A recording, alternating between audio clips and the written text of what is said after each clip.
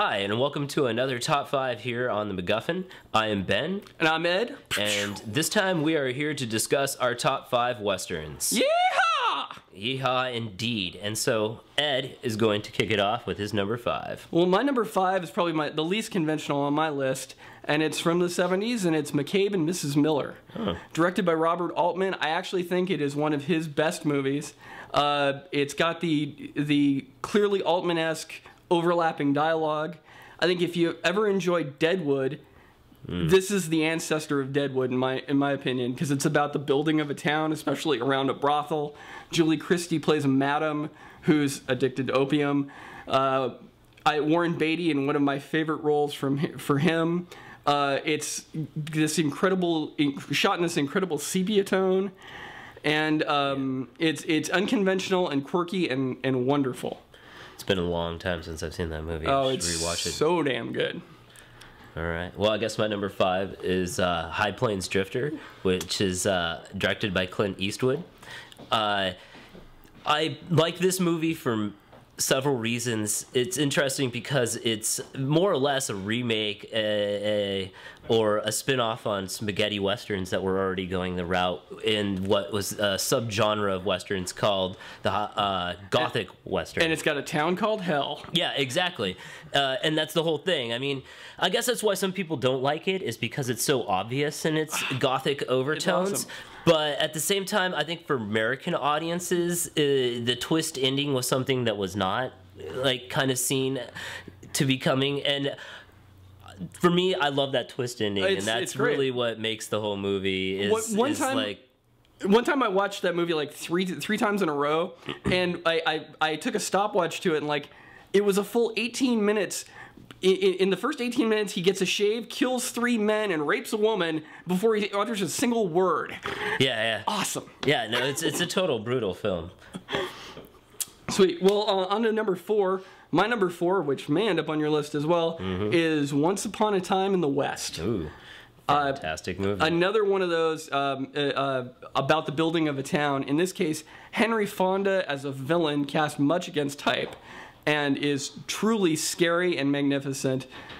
This is probably my favorite Charles Bronson role as harmonica. Yeah. Now, I know the criticism of this movie could be it's about 3 hours of people standing around staring at each other with big hats on, but I love that. I love that opening scene is awesome.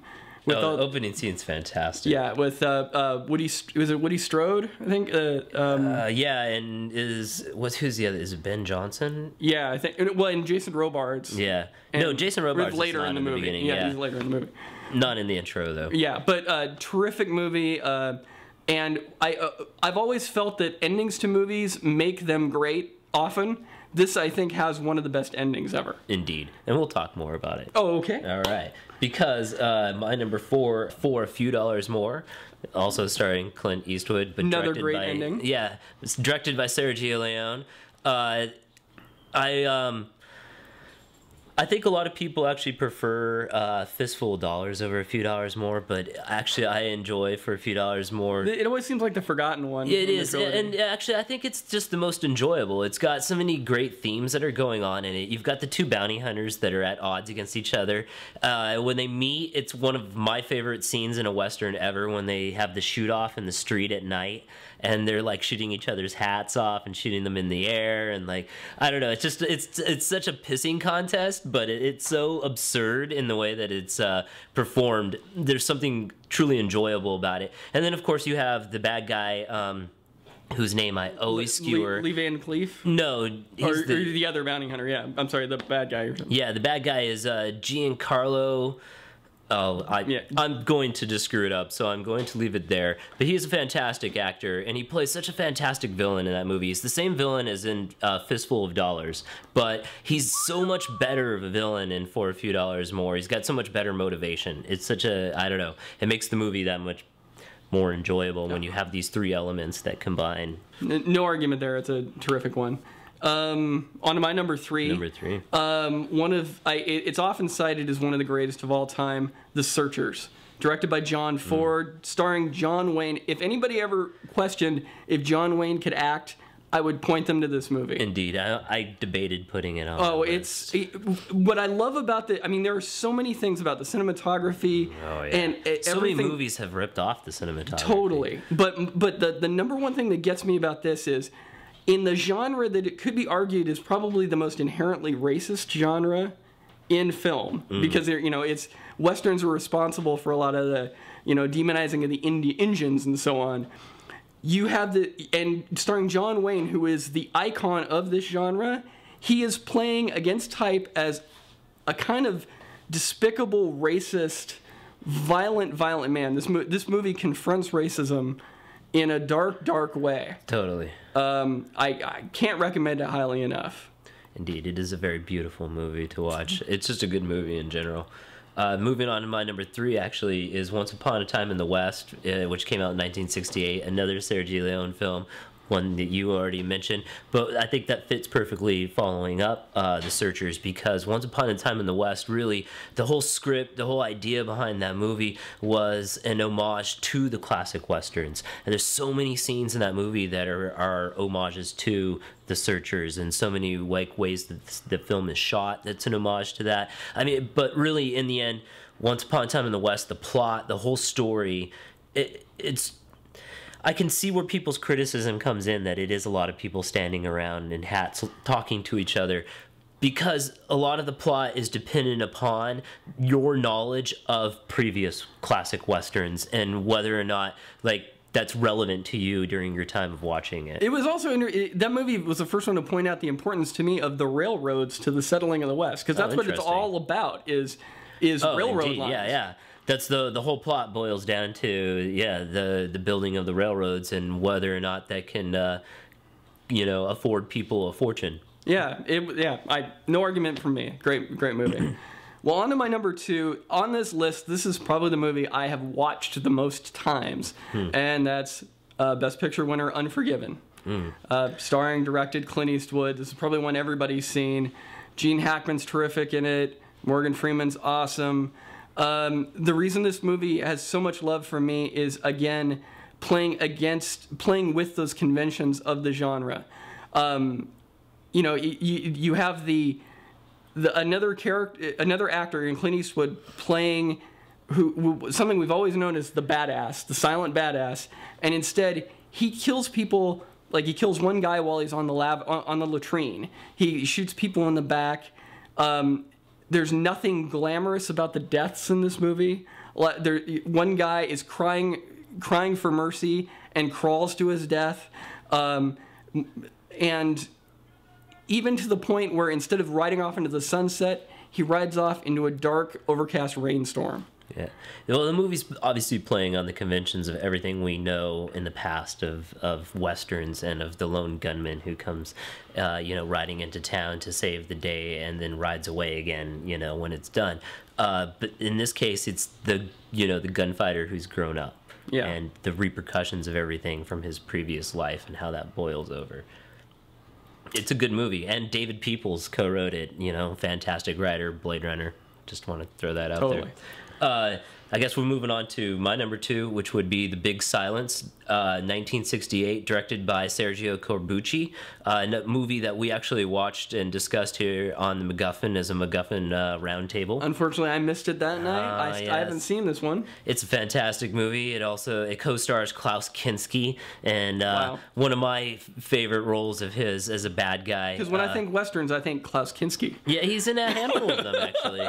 No, totally. He's in a few. He's in for a few dollars more. Oh, okay. Yeah, he's one of the bad guys in that movie. But yeah, the Big Silence, or the Great Silence, is also what it's known as.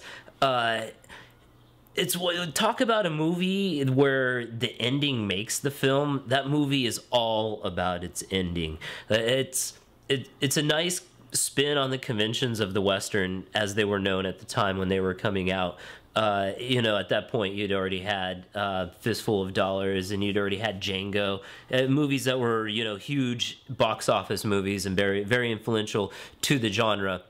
And then this movie kind of comes along, and it starts off, going down these same familiar, conventional routes, and at some point, it kind of reaches this apex where it twists on you, and I don't want to ruin it for anyone who's not seen it, but it's definitely a movie that's worth watching purely to see what happens at the end of it. Okay, I'll take your recommendation to heart.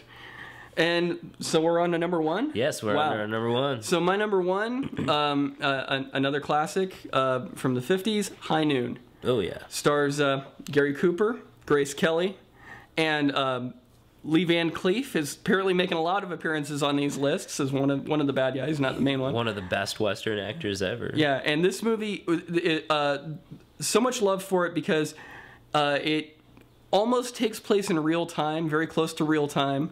A lot of shots of the clock. Basically, the point of it is that Frank Miller, the bad guy, is coming to town in about an hour, and Gary Cooper tries to go around the town trying to get a posse together, but no one will help him.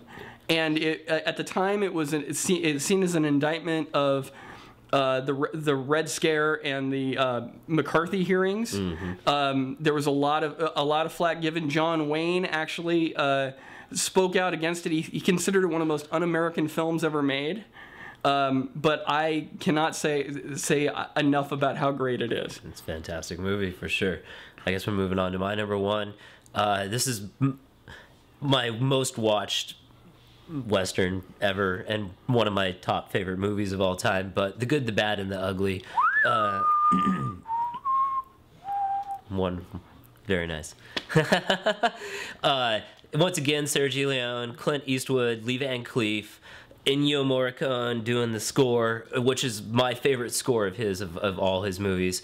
The movie's just fantastic. I love how surreal it is. I love how this is a film that's supposed to be taking place in America during the Civil War, but the scenery, the settings, everything does not look and feel like America in the Civil War. I love when he comes across the Civil War armies. Yeah, well, and they're all Mexican guys. Or, well, not Mexican. I mean, I'm sorry. They're all Spanish, and they're supposed to be playing Mexicans. And that's what's so, makes it so surreal, is that you have this whole setting. You're told the entire movie that is supposed to be one thing, but everything you're seeing is contrary to it. I mean, like, nothing looks like America in this movie. None of the characters you run across feel like Americans, and yet you have this very surreal, violent tale that surrounds it. And it's a gold chase in the middle, and it has the best shootout sequence ending ever in a Western, in my opinion. And Eli Wallach is Il Bruto. Oh, yes. It's fantastic. So that was it. That was all our five. That's it. Thank you for tuning in. And, if you want to argue with us or you want to tell us how awesome we are, then you should come and tune in to MacGuffinPodcast.com and leave your comments. Thank you. See ya.